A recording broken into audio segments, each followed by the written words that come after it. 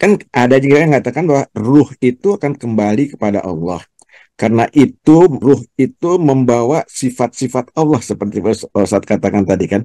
Sifat mendengar, melihat, ya, merasakan, segala macam.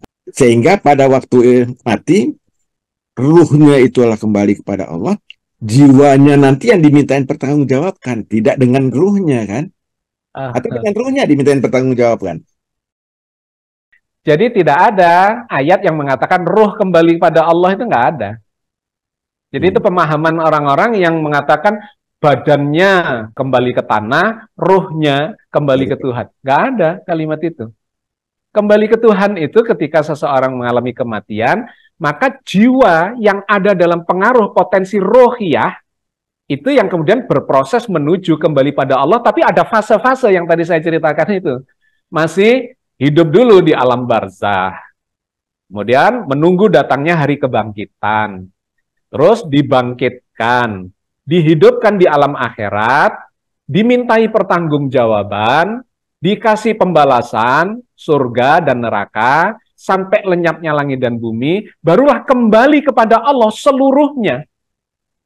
Jadi dalam bentuk manusia seutuhnya, badan, jiwa, roh, jagat raya, yang itu runtuh, lenyap, kembali pada ketiadaan. Ya, kita sudah pernah bicara tentang ini, membahas ini di episode tentang alam akhirat. Bahwa jagat raya ini akan mengalami keruntuhan bersama seluruh isinya, termasuk surga dan neraka. Ya, alam akhirat itu akan runtuh. Kemana? Wa ilaihi turja'un. Karena itu tadi ayatnya mengatakan 5 fase. Mati sebelum ada, hidup sekarang, mati masuk alam barzah, hidup di akhirat. Ini bukan yang terakhir hidup di akhirat, tapi kemudian mengalami keruntuhan kiamat terakhir atau kiamat kubro, kiamat besar, summa ilaihi turja'un. Jadi fase kelimanya itu adalah sesudah hari pembalasan. Setelah dimintai pertanggungjawaban, dan pertanggungjawaban itu bukan kepada roh memang, kepada jiwa, tapi jiwanya kan nggak bisa hidup kalau nggak dalam pengaruh roh. Gitu. Tidak bisa hidup dengan sendirinya jiwa itu. Jiwa itu cuma fungsi dari fisik, yang dua-duanya menjadi hidup karena pengaruh ruh itu. Ya, jadi nanti yang bisa masuk neraka adalah jiwa, fisik, dan ruh. Ya, roh itu cuma potensi. Roh Nah, ya, itu netral, potensi. Yang manusia itu kan badan dan jiwa. Jadi begini, kalau saya punya laptop, maka roh itu cuma listrik saja.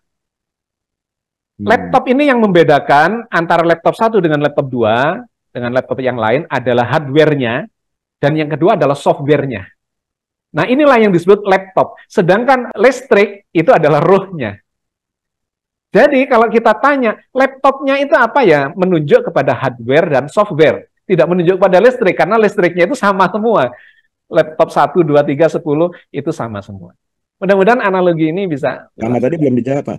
Yang mati yang pertama itu bisa diartikan belum diciptakan apa tidak? Ya, belum diciptakan. Karena ini dijelaskan oleh ayat yang lain lagi. Jadi tidak bisa diambil cuma di surat Al-Insan ayat 1. Bahwa ada suatu fase di mana manusia itu belum bisa disebut. Gitu ya. Di ayat yang lain lagi kemudian digambarkan manusia itu diciptakan. Walaqad khalaqnal insana min sulalatin min tin tsumma ja'alnahu nutfatan fi qararin makin dan seterusnya dalam surat Al-Mu'minun 12 sampai 15. Dan sungguh kami telah menciptakan walaqad khalaqnal insana min sulalatin min tin. Menciptakan al-insan dari saripati tanah gitu.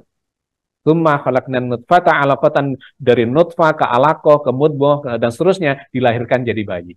Jadi itu harus dikumpulkan semua ayat yang terkait dengan proses dihidupkannya manusia, yang juga berarti identik dengan diciptakannya manusia, karena sebelum itu tidak ada, belum bisa disebut sebagai apapun.